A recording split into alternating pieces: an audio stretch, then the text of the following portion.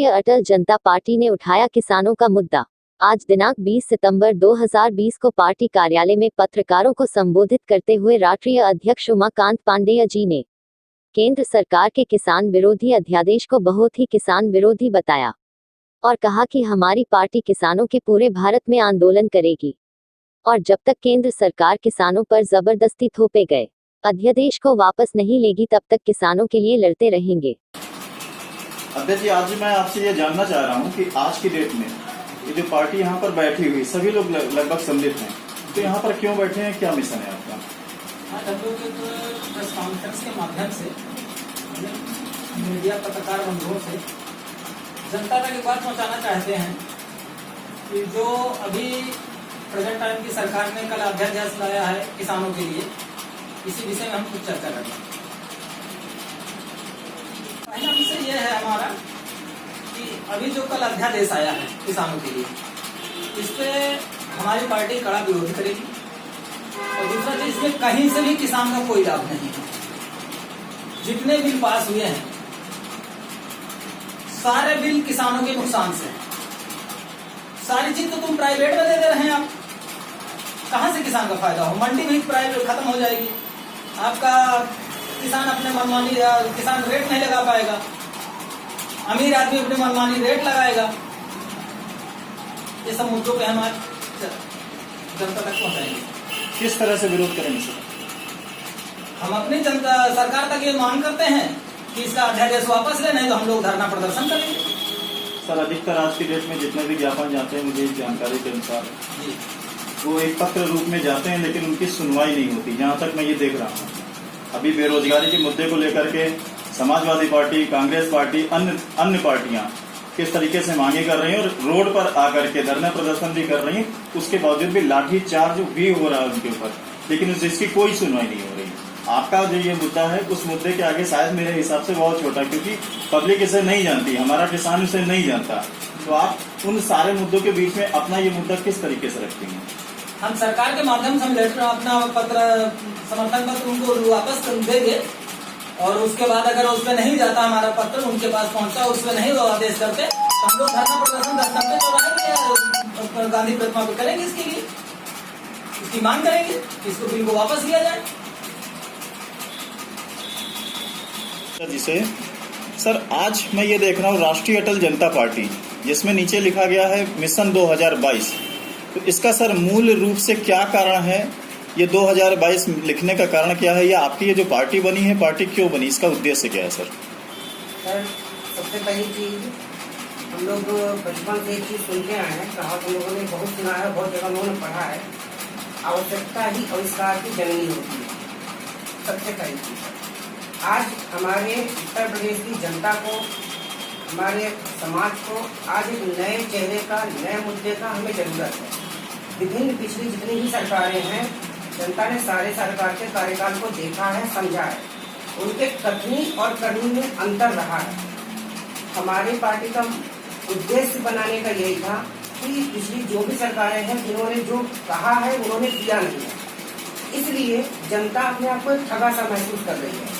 आगामी चुनाव आने वाले हैं, आज आपके पास कोई ऑप्शन नहीं है, कोई आपके पास नया चेहरा नहीं है, क्योंकि जनता फिर उसी में से चुनेगी आपको।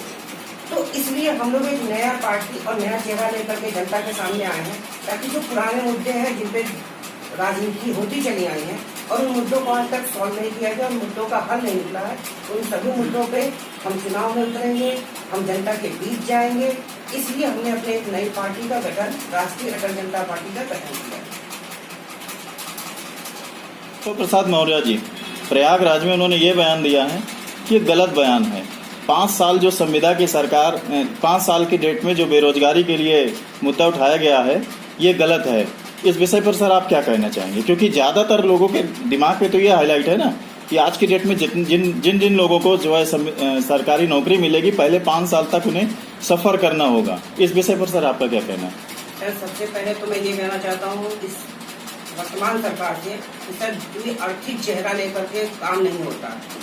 आप एक तरफ कहते हैं कि ये बयान गलत है, ये विपक्ष की साजिश है, दूसरी तरफ सर कुछ दिनों पहले ही न्यूज पेपर के मेन पेज पे यह सूचना निकली थी।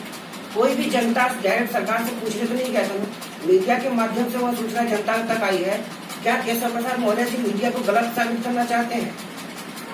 अगर उनके हिसाब से देखा जाए, उन्होंने कहा ये बयान गलत है, यानी मीडिया ने जो छापा था, यानी मीडिया को दोष दे रहा है। आपसे बिना पूछे हुए, आपके बिना किसी भी प्रमाणिकता के मीडिया कोई खबर नहीं छापती होगी, और वो भी मेन पेपर के फर्स्ट पेज पे यह खबर थी, जिसकी वजह से आज युवाओं में इतना हलचल मचा है। अब हलचल मचने का परिणाम ये हुआ कि आपको अपना बयान वापस लेना पड़ा। तो आप अपनी गलतियों को छुपाने के लिए आप विपक्ष के ऊपर दोष नहीं दे सकते।